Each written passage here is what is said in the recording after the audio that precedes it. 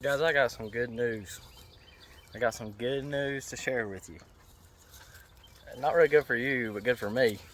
Because now this Copperhead's off the market and you can't buy it from nobody. I had this knife in December, which it felt like a lot longer. It felt like an eternity because I was missing it so much. But I got this knife on a trade. Look how stinking pretty. The camera don't do it justice. Let me flip you guys around and see the beauty of this knife. I mean, look at that. 62.49, the best pattern you can get. Let's set that down. Yeah. So, sorry, I'm sitting you on a railroad tie. This knife went from through like 5 or 6 different people from the time that I had missed it. And I was so close to buying it a couple times because I sold it to a guy. A couple months later, I asked who he sold it to. He didn't remember. Then I found out another guy had it, Mike Stone on Facebook. Mike Stone sold it to Kent Smith, I believe. Y'all probably know him because of his slips. I got it in this Kent Smith slip right here. But and then Kent Smith sold it back to James Wells. James Wells sold it to this other guy, I think, and then that guy sold it to Jesse Nelms, and then Jesse Nelms sold it back to Kent Smith for $125.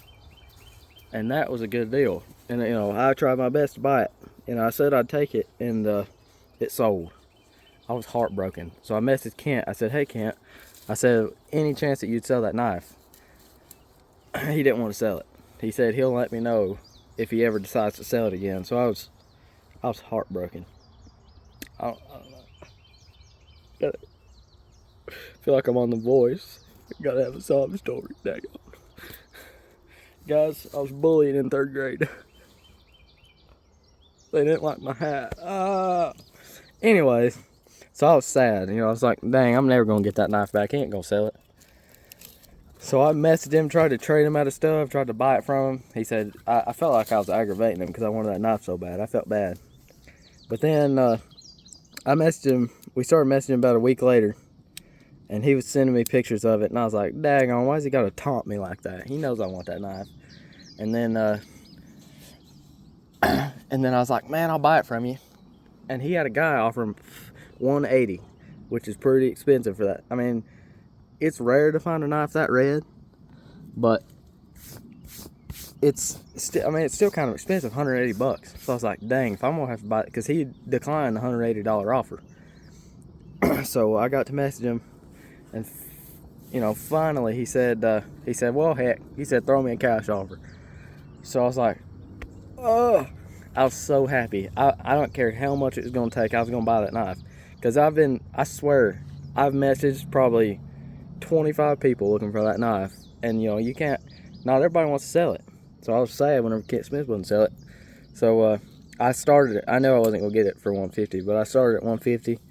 And he said, well, somebody offered me $180. I said, will you do $180?